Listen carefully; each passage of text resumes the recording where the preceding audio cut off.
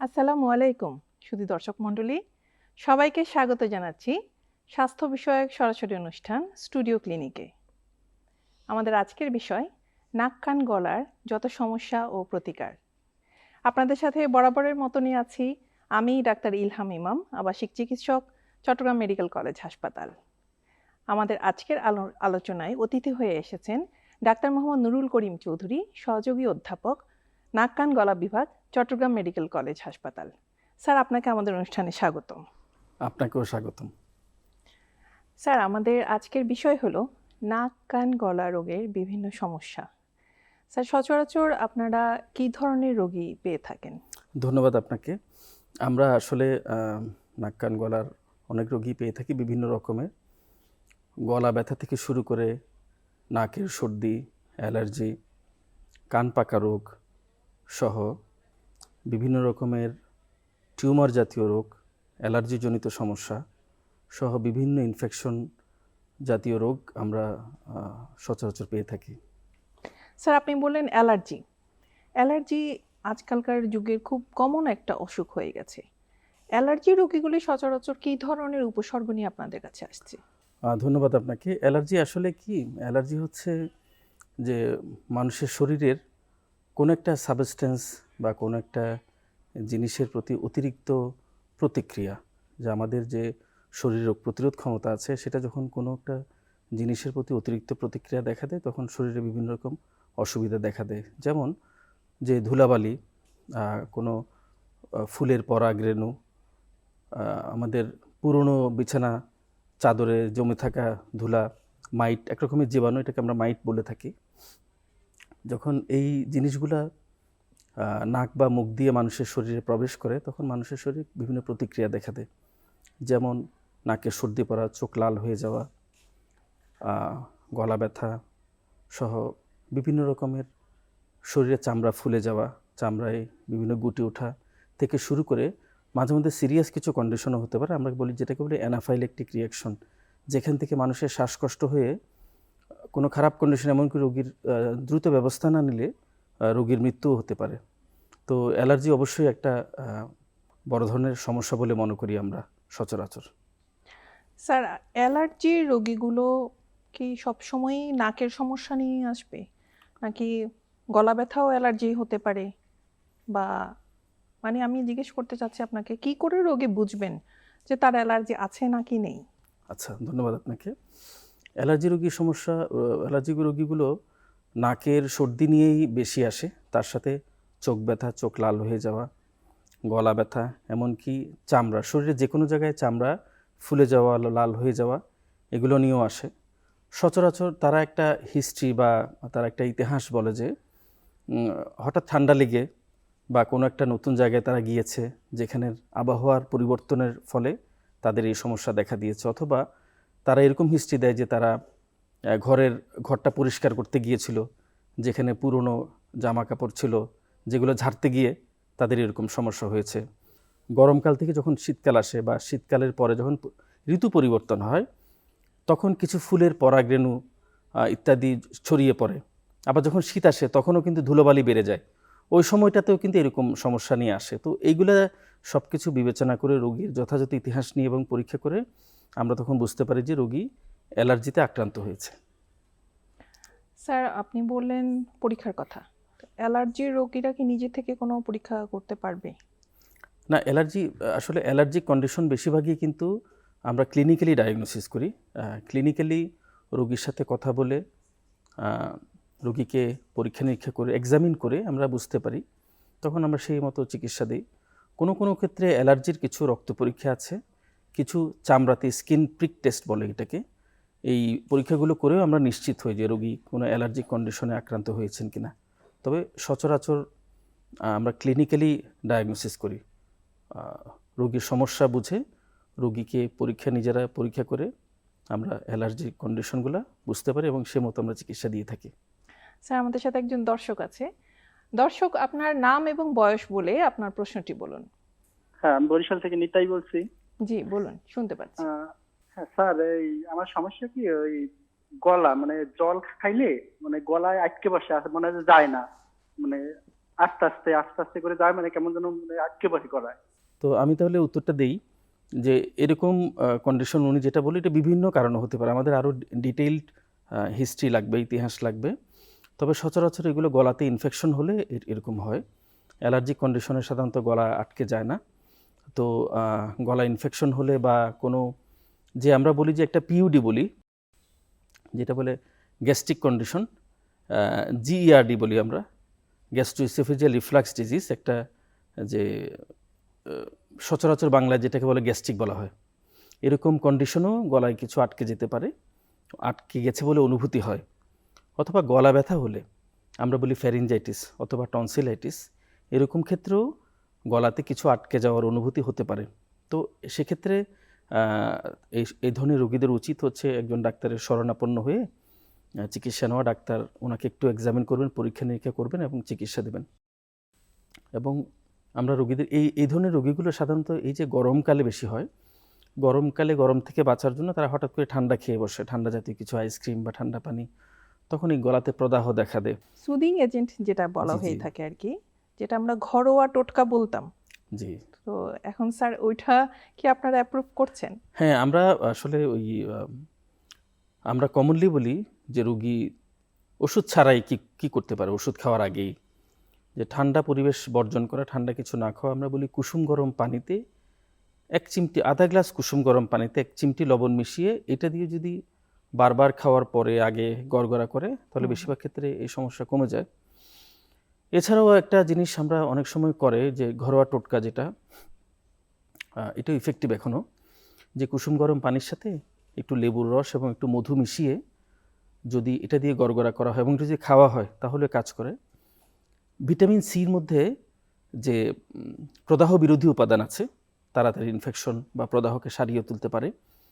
আর মধুর মধ্যেও একই রকমের উপাদান আছে, মধুও তাড়াতাড়ি রোগ থেকে, প্রদাহ থেকে মানুষকে সারিয়ে তুলতে পারে। এগুলো অনেক প্রাচীনকালে ব্যবহার হতো। এখনও আমরা প্রাথমিকভাবে কন্ডিশন, রোগীর শারীরিক কন্ডিশন বেশি অবনতি না হয়ে গিয়ে থাকলে শুরুর দিকে আমরা এগুলো ব্যবহার করতে পারি, তাহলে রোগী যথেষ্ট উপকার পায়। স্যার আমরা নাকের সমস্যাগুলোর কথা বলছিলাম। নাকের পলিপ, এটা তো আপনারা খুব কমনলি পান। নাকের পলিপের চিকিৎসায় কিন্তু দেখা যায় কি রাস্তাঘাটেও আমরা এগুলো আসলে ব্যানার বা ফেস্টুন দেখতে পাই যে পলিপের অপারেশন ছাড়া চিকিৎসা, ওষুধ ছাড়া চিকিৎসা, এই ব্যাপারে যদি স্যার কিছু বলতেন। ধন্যবাদ আপনাকে। নাকের পলিপ বেশ কমন একটা সমস্যা। তো আমরা 2 ধরনের পলিপ দেখতে পাই। একটা এক নাকে হয় সাধারণত, এটাকে অ্যান্ট্রোকর্নাল পলিপ বলে। আরেকটা 2 নাকে হয়, যেটাকে ইথময়েডাল পলিপ বলে থাকি। তো যেটা অ্যান্ট্রোকর্নাল পলিপ, এটা সাধারণত ইনফেকশন থেকে হয়। এটা যদি প্রাথমিক অবস্থায় পাওয়া যায়, তাহলে আমরা যদি ওষুধ দিই, ওষুধে এটা সেরে যেতে পারে। কিন্তু যখন এটা বেশি হয়ে যায়, তখন পলিপটা একরকম টিউমারের মতো হয়ে যায়, তখন সেটাকে অপারেশন করতে হয় আমাদের। আর যেটা ইথময়েডাল পলিপ বললাম, ওটার সাথে অ্যালার্জির সংযোগ আছে। এটা একটা মেডিকেল রোগ, যদিও সেখানে আমরা সার্জারি করি। বেশি কন্ডিশন বেশি খারাপ হলে আমরা সার্জারি করে, অপারেশন করে আমরা পলিপগুলো রিমুভ করি, কিন্তু কন্ডিশনটা আসলে মেডিকেল কন্ডিশন, যার কারণে এখানে অ্যালার্জির চিকিৎসা নিতে হবে এবং দীর্ঘমেয়াদী অ্যালার্জির চিকিৎসার দরকার হয়। স্যার আমাদের সাথে আরও একজন দর্শক যুক্ত হয়েছেন, আমরা ফোনটি নিয়ে নিই। দর্শক, আপনার নাম এবং বয়স বলে প্রশ্নটি করুন। আমার নাম হচ্ছে মোহাম্মদ স্বাধীন মিয়া, আর আমি রংপুর থেকে বলছিলাম। বয়স হবে 39 বছর। জি, সমস্যাটি হ্যাঁ, বলুন। তো আমার সমস্যা হচ্ছে আমার শরীরে ডায়াবেটিস আছে। আর আমার ইদানিং এই যে 1 সপ্তাহ থেকে গোটা শরীরে মানে অ্যালার্জির মতো লাল লাল লাল লাল মানে দাগ হয়ে গেছে। আর গোসল করলে আমার চোখগুলো রক্তের মতো লাল হয়ে যায়। তো আপনার আসলে আপনি নিজেই বলেছেন আপনার বড় সমস্যা হচ্ছে ডায়াবেটিস। ডায়াবেটিস হচ্ছে এমন একটা রোগ, এইটা যদি অনিয়ন্ত্রিত থাকে শরীরে যে কোনো রোগ বেড়ে যেতে পারে। তো কাজেই আপনি নিশ্চয়ই বুঝতে পারছেন যে আপনার আসলে ডায়াবেটিসটা নিয়ন্ত্রিত আছে কিনা চেক করা দরকার। তো প্রথমে ডায়াবেটিস নিয়ন্ত্রণ জরুরি। তার সাথে আপনার শরীরে যেগুলো হয়েছে এগুলো সাম্প্রতিককালের কোনো পরিবেশ পরিবর্তনের কারণে এটা হতে পারে। তো আপনি পরিষ্কার পরিচ্ছন্নতা মেনটেন করবেন, নিয়মিত গোসল, এবং যেই পোশাক আশাকগুলো, এখন তো গরমের দিন, এখন দেখা যাচ্ছে যে মানুষ অল্পতে ঘেমে যাচ্ছে, তো ঘাম হওয়া পোশাকগুলো চেঞ্জ করে নতুন পোশাক পরবেন। আর হচ্ছে পরিষ্কার পরিচ্ছন্ন থাকতে হবে। আর যদি দেখা যাচ্ছে তাতে না কমে, তাহলে আপনি একজন নাক কান গলা বিশেষজ্ঞ অথবা একজন চর্মরোগ বিশেষজ্ঞের শরণাপন্ন হতে পারেন। ধন্যবাদ আপনাকে। আরেকজন দর্শক আছে, আমরা জি, একটু please. দর্শককে নিয়ে নিই। দর্শক, আপনার নাম এবং বয়স বলে প্রশ্নটি বলুন। হ্যাঁ, আমার গলায় মুখের মধ্যে ঘা, তারপর মুখ ফুলে গেছে, মানে এই সমস্যা আর কি। দর্শক, আপনার বয়সটা কি বলবেন এবং আপনার আমার সাথে বয়স আর কোনো রোগ আছে কিনা আগে থেকে? 35। 35। 35। আগে থেকে আর কোনো রোগ আছে কিনা এবং বর্তমান সমস্যাটা কতদিন ধরে? হ্যাঁ, 2 মাস হয়েছে, মুখ ফুলে গেছে, মুখ গালের মধ্যে ঘা, এমনি চুলকা চুলকা থাকে গাগুলো, মুখটা ফুলে গেছে, চিকিৎসা করতেছি, মানে ভালো লাগতেছে না। জি, ধন্যবাদ আপনাকে। তো আপনার আসলে এই যেটা ঘা হয়েছে, এই ঘার জন্য আমরা কমনলি যেটা হয় বাংলাদেশে, যে বেশিরভাগ ক্ষেত্রে ভিটামিনের অভাব দেখা দেয়। দেখা যাচ্ছে আমরা সুষম খাবার খাই না, আমরা জিনিসটাকে এড়িয়ে চলি। বাংলাদেশের মানুষ প্রচুর ভাত খায়, মাছ মাংস খায়, শাকসবজি খেতে চায় না বা খায় না, খাওয়া হয় না। তো সুষম খাবারের অভাবে মুখের মধ্যে ঘা হতে পারে, এটা একদম কমন সমস্যা। তা আপনার খাবারটাকে ঠিক করতে হবে। আর এছাড়া যদি অন্য কোনো কন্ডিশনে হয়ে থাকে, সেটার চিকিৎসা নিতে হবে। আপনি যেটা করবেন, মুখ পরিষ্কার রাখতে হবে রেগুলার দিনে 2 বার দাঁত ব্রাশ করবেন। আর প্রতিবার খাওয়ার আগে এবং পরে আমরা কিছু মাউথওয়াশ ইউজ করি, যেমন ভায়োডিন মাউথওয়াশ দিয়ে আপনি গড়গড়া করে গলাটা পরিষ্কার রাখবেন। আর যেটা করতে হবে যে আপনার দাঁতগুলো ঠিক আছে কিনা। অনেক সময় দাঁতে ইনফেকশনের কারণেও কিন্তু মুখে সমস্যা হয়ে থাকে। তো দাঁতেরও আসলে যত্ন নিতে হবে আমাদের। দাঁতে কোনো অস্বাভাবিক দাঁত আছে কিনা, দাঁতে কোনো আগে থেকে ইনফেকশন আছে কিনা সেটা দেখতে হবে। গলাটাও চেক করতে হবে। তো প্রাথমিকভাবে এইগুলো, তার সাথে আপনি সাধারণ যে একটা ওষুধ, যদি ব্যথা হয় আপনি নাপা ট্যাবলেট খেতে পারেন, নাপা প্যারাসিটামল জাতীয় ওষুধ। তার সাথে যেটা বললাম, আপনি ভিটামিন সি সমৃদ্ধ যে সমস্ত ফল আছে, ফলগুলো খাবেন, শাকসবজি খাবেন, মুখ পরিচ্ছন্ন রাখবেন। এতে যদি বেশিরভাগ ক্ষেত্রে এতে সেরে যেতে পারে যদি সাধারণ সমস্যা হয়ে থাকে। স্যার, আমাদের সাথে আরো একজন দর্শক জি। আছে, ফোনটা নিয়ে নিচ্ছি। দর্শক, আপনার নাম এবং বয়স বলে প্রশ্নটি করুন। স্যার, আমার বাড়ি হলো কিশোরগঞ্জ। জি। কিশোরগঞ্জ বাজিতপুর থানা উমারপুর ইউনিয়ন, মানে নাম হলো রুহুল আমিন। জি, বলুন সমস্যাটি স্যার, বলুন। আমার সমস্যাটা হলো টনসিলের মধ্যে হয়ে যায়, মানে গুটি গুটি নাকে। আমি এর মতন স্যারে দেখাইছি, স্যারে বলছে যে টনসিলের মধ্যে আমার গুটি গুটি হয়ে যায়, এই যে অ্যালার্জির মতো। এটা প্রায় সময় গেলে ওদের জলে, কিন্তু এটা সঠিক চিকিৎসা হইতেছে না, পাইতেছে না। এটার জন্য কি করেন? স্যার, আপনি সরাসরি করতে দর্শক, আপনাকে ধন্যবাদ। আপনার এই সমস্যাটা কতদিন ধরে যদি বলতেন? যে কতদিন ধরে এই সমস্যাটা?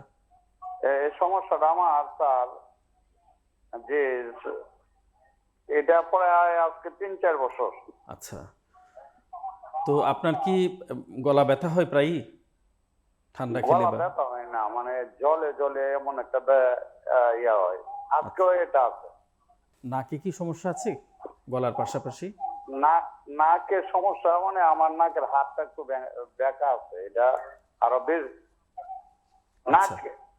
নাকের মধ্যে একবার স্যারে বলছিল যে মানে নাকের হাতটা একটু ব্যাকা আছে। আচ্ছা, তো ধন্যবাদ আপনাকে। আপনি টনসিলের কথা বলেছেন। টনসিলের সমস্যা খুব কমন সমস্যা।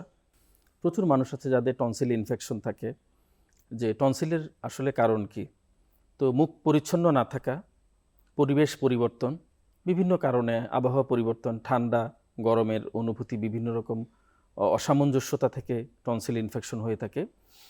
এবং আমাদের মধ্যে অনেকেরই ধারণা আছে যে টনসিল ইনফেকশন মানেই মনে হয় যে টনসিল অপারেশন করতে হবে। ব্যাপারটা তা নয়। বেশিরভাগ টনসিলের রোগী ওষুধের মাধ্যমে ভালো হয়ে যায়। তো আমরা আপনার মতো রোগীদেরকে আমরা বলি যে একটু আগে যে কথাটা বলছিলাম, যে মানুষের মুখে আসলে আমরা মুখটার মধ্যে সবসময় ভেজা থাকে এবং খাওয়া দাওয়া করি আমরা, মানুষের মুখের মধ্যে কিন্তু প্রচুর জীবাণু থাকে। তো এই জন্য মুখ পরিচ্ছন্ন রাখা, গার্গলিং করা, গড়গড়া করা, মাউথওয়াশ ব্যবহার করা খুব জরুরি। একই সাথে যদি আপনার সমস্যা মনে হচ্ছে বেশ দীর্ঘদিনের, আপনার উচিত হবে একজন নাক কান গলা বিশেষজ্ঞের শরণাপন্ন হওয়া। টনসিলের রোগী বেশিরভাগই ওষুধে ভালো হয়ে যায়। আপনাকে হয়তো অ্যান্টিবায়োটিক দেওয়া লাগতে পারে এবং অ্যান্টি আলসারেন্ট সহ অ্যান্টিহিস্টামিন জাতীয় ওষুধ এগুলো আপনাকে দিলে আপনি যদি যথাযথভাবে এগুলো যদি সেবন করেন, আশা করি ভালো হয়ে যাবেন। আর এটা যেন বারবার না হয় সেজন্য আপনি সবসময় ঠান্ডা, ধুলোবালি এগুলো থেকে দূরে থাকবেন, সবসময় মুখ পরিষ্কার রাখবেন।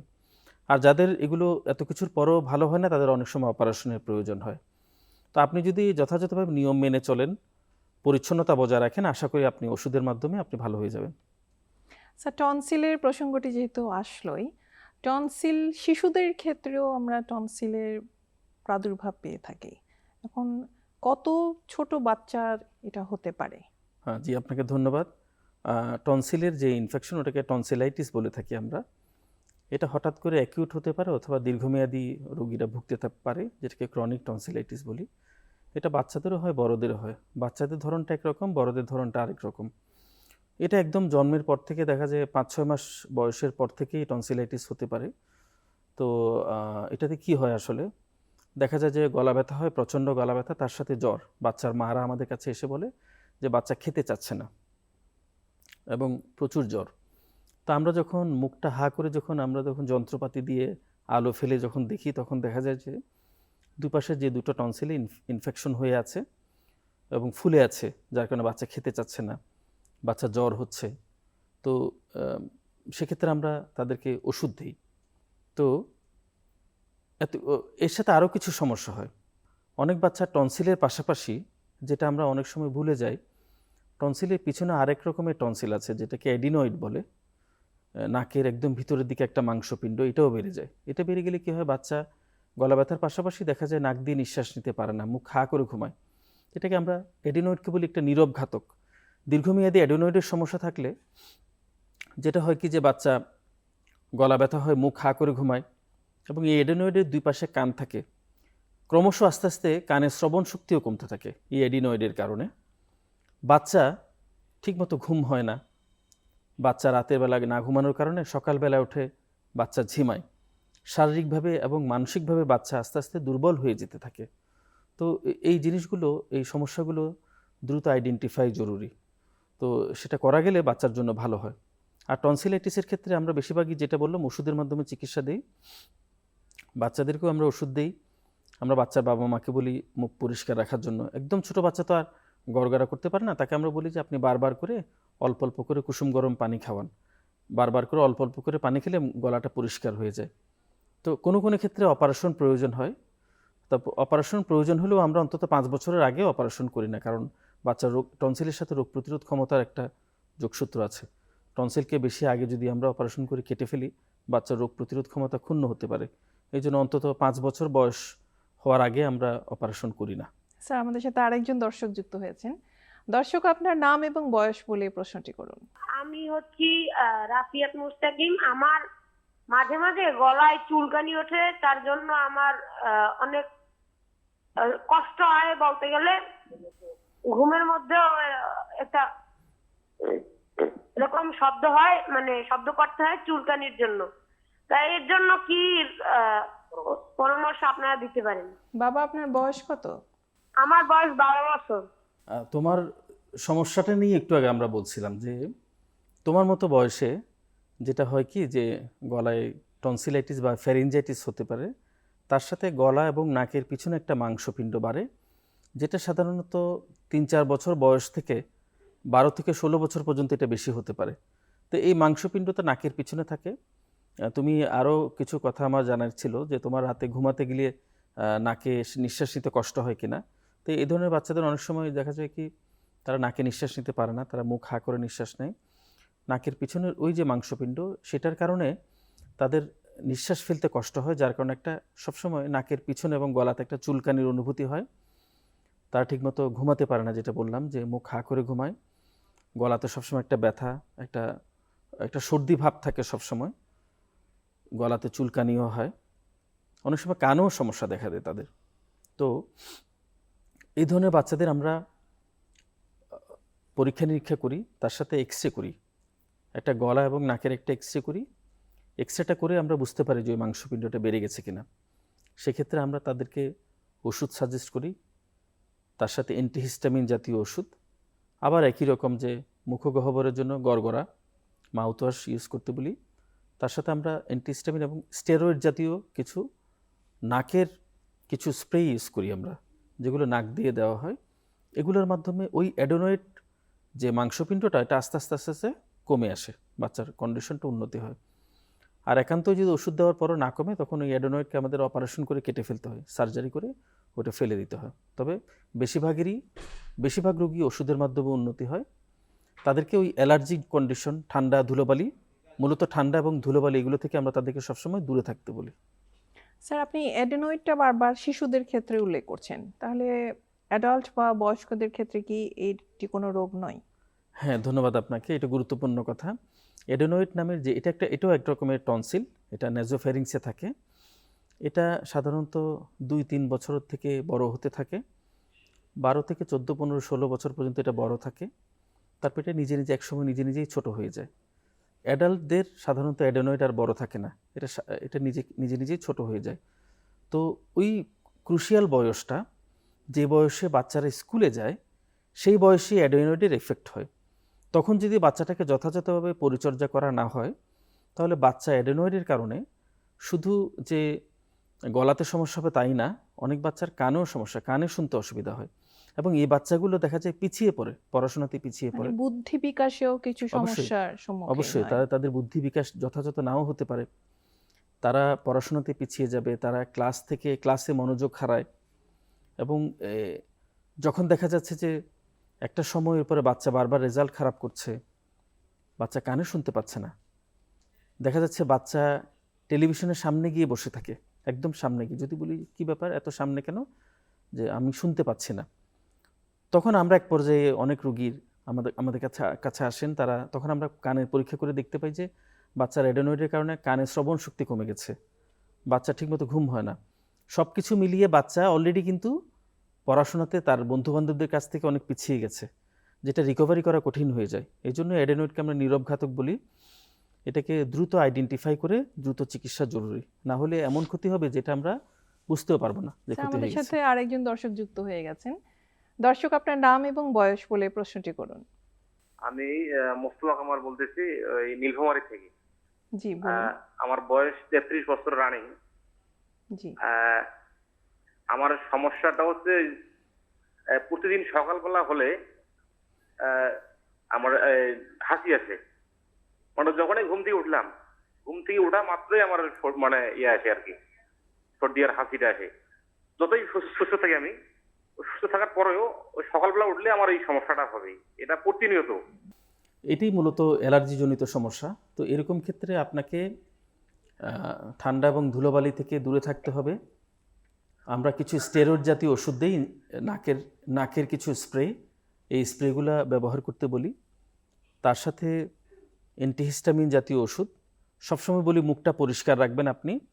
এবং এই জাতীয় রোগীরা প্রায়ই দেখা যায় যে তারা নাকে আঙ্গুল দেন, নাকে হাত দেওয়ার কারণে তাদের কন্ডিশনটা আরও বেশি খারাপের দিকে যায়। তো আমাদের পরামর্শ হচ্ছে আপনি নাকে হাত দেবেন না, কিন্তু রেগুলার যখন আপনি মুখ ধোবেন, মুখ ধোয়ার সময় হাতে পানি নিয়ে পানি ঝাপটা দিয়ে নাক পরিষ্কার করবেন। নাকটাকে পরিষ্কার রাখতে হবে, কিন্তু নাকে আঙ্গুল দেবেন না। এবং নাক মোছার জন্য যেই টাওয়েল বা গামছা বা যেটা টিস্যু ইউজ করবেন, সেটা যেন পরিচ্ছন্ন হয়।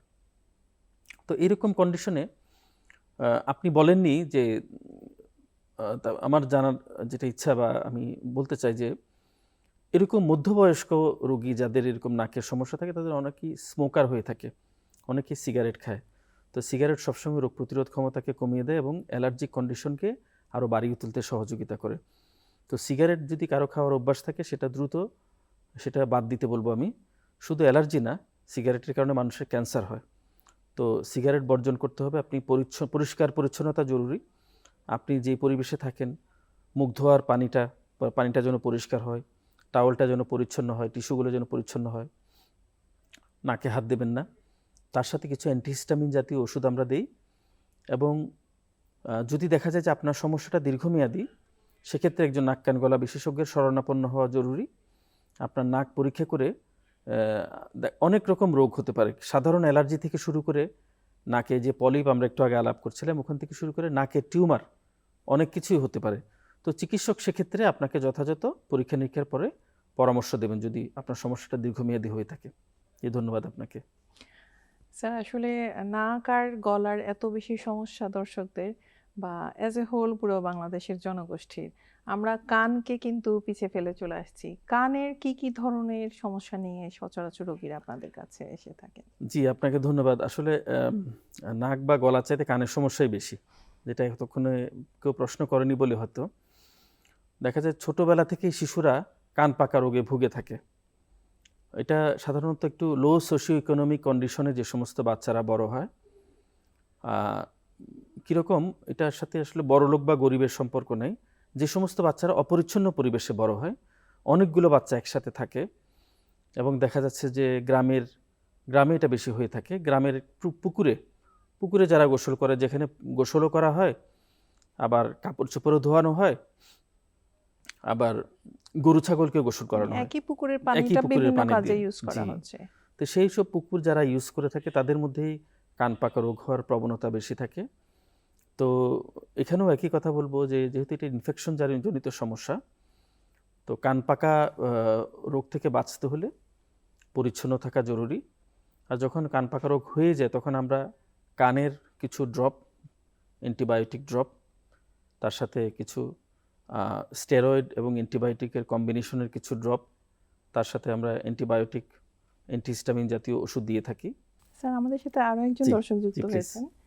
দর্শক, আপনার নাম এবং বয়স বলে প্রশ্নটি করুন। আমি সাতক্ষীরা থেকে বলছিলাম। সাতক্ষীরা, আমার বয়স হলো আপনার 26। একটু সমস্যাটা খুলে বলুন এবং কতদিন ধরে?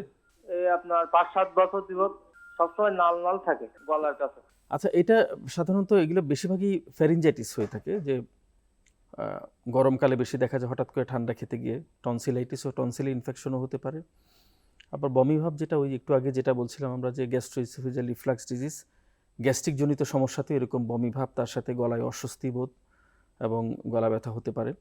তো আমরা চিকিৎসাটা হচ্ছে যে সবসময় পরিবেশটা ভালো রাখা। বারবার আমি একই কথা বলছি, ওষুধের চাইতে আমি কিন্তু বারবার প্রিভেনশন বা রোগ প্রতিরোধের দিকে আমি কিন্তু বারবার মনোযোগ দিচ্ছি এবং বারবার বলছি যে পরিচ্ছন্ন থাকা, পরিষ্কার পানি ব্যবহার করা, খাওয়া, এবং বারবার এই ধরনের সমস্যা হলে কুসুম গরম পানির সাথে একটু লবণ মিশিয়ে গড়গড়া করা, এগুলা।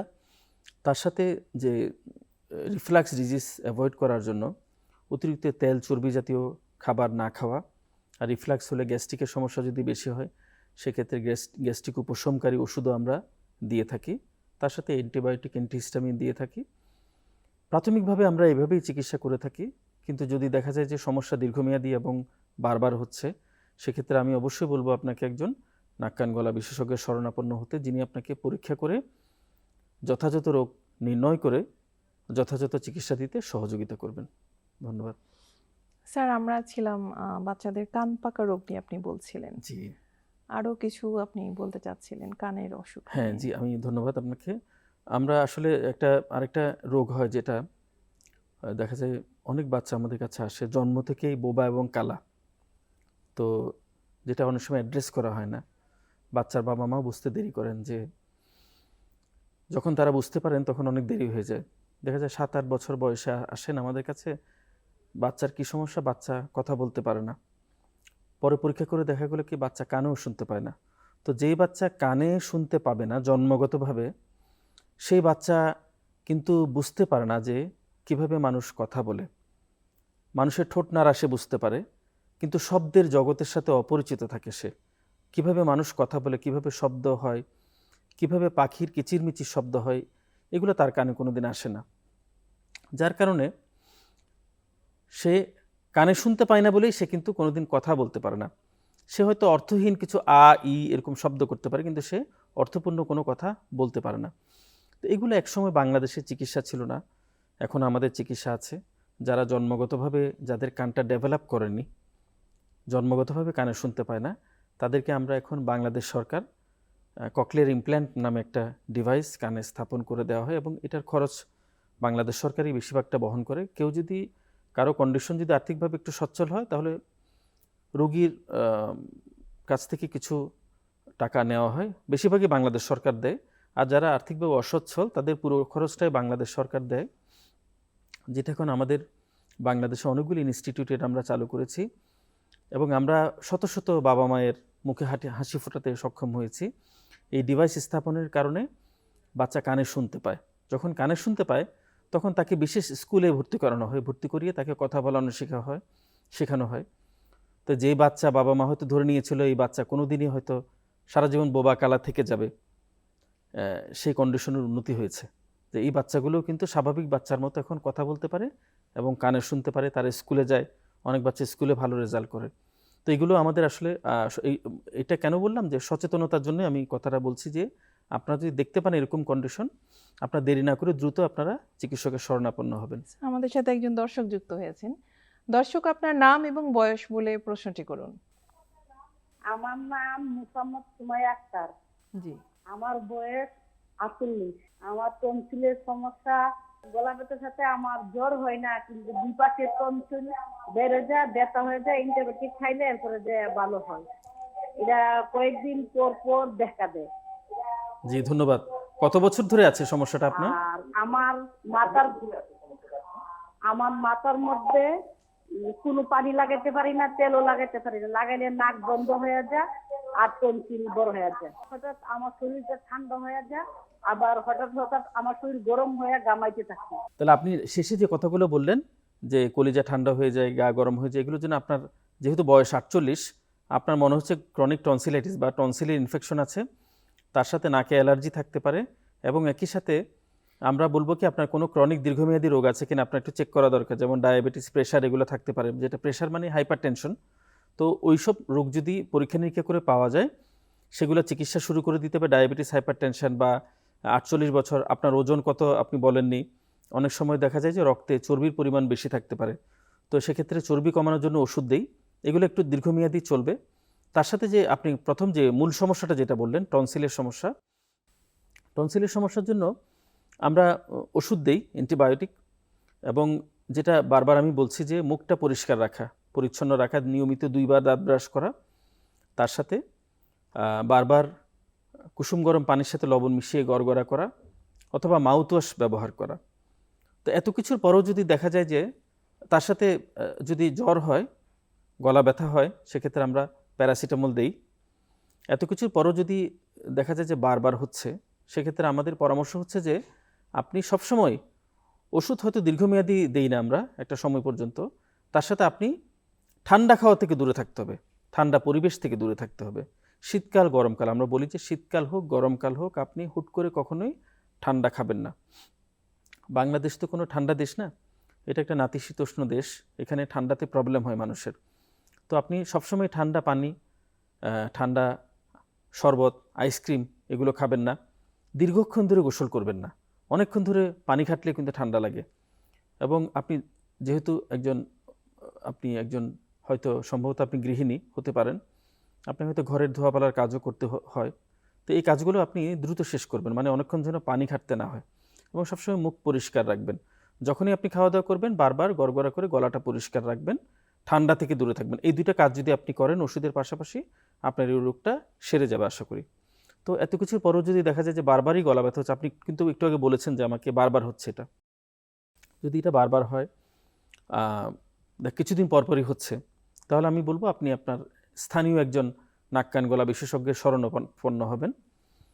যদি দেখি যে আমরা টনসিলে ইনফেকশন 1 বছরে অনেকবার করে হচ্ছে, 4-5 বার করে হচ্ছে বছরের পর বছর ধরে, সেক্ষেত্রে হয়তো সেটা ওষুধ দিয়ে সারানো সম্ভব না, সেক্ষেত্রে হয়তো অপারেশন লাগতে পারে, অপারেশন করে টনসিলগুলো ফেলে দেওয়া লাগতে পারে।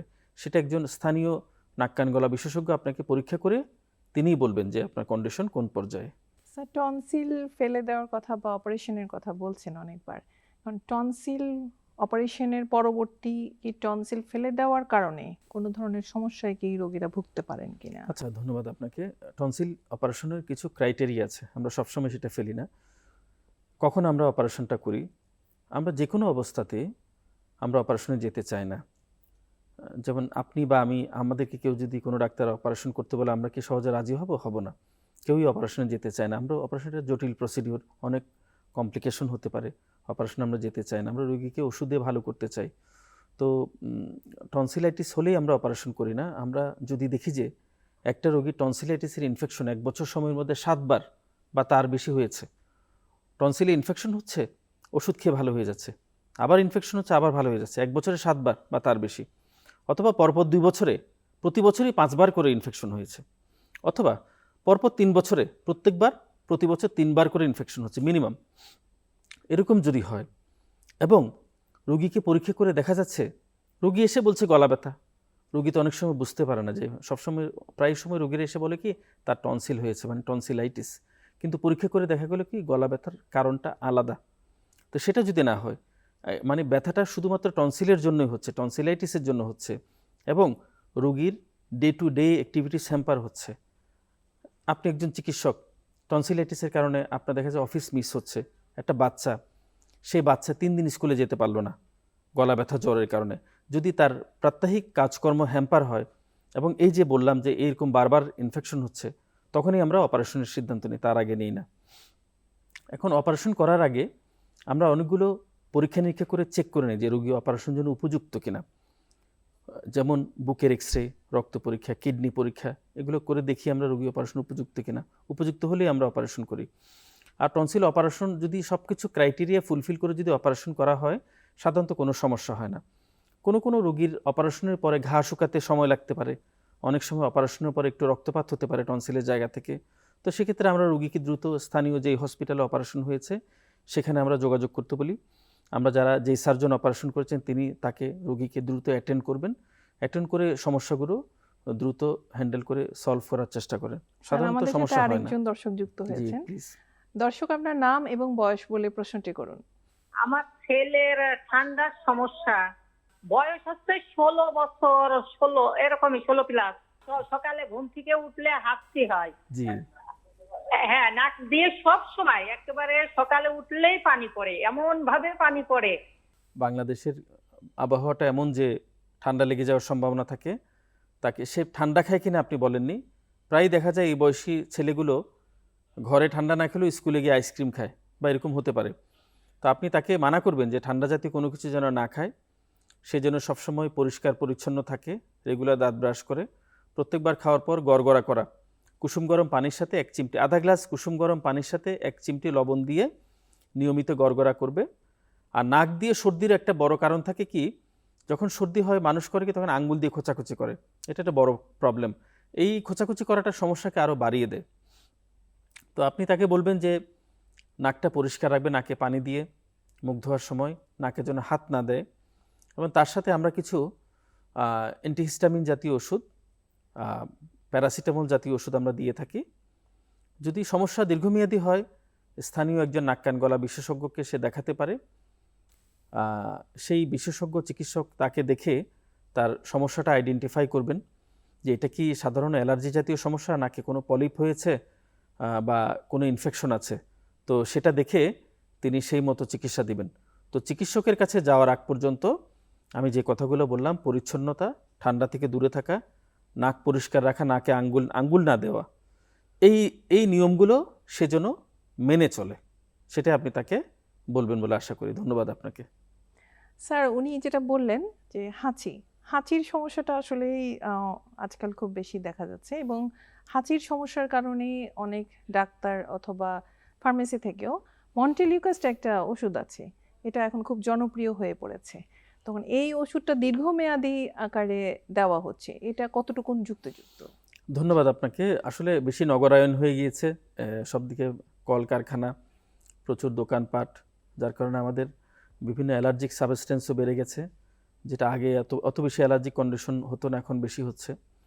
তো লুকাস যে ওষুধটা, এই ওষুধটা ইদানিং খুব বেশি ব্যবহার হচ্ছে। তো প্রতিটা ওষুধেরই কিছু সাইড ইফেক্ট থাকে।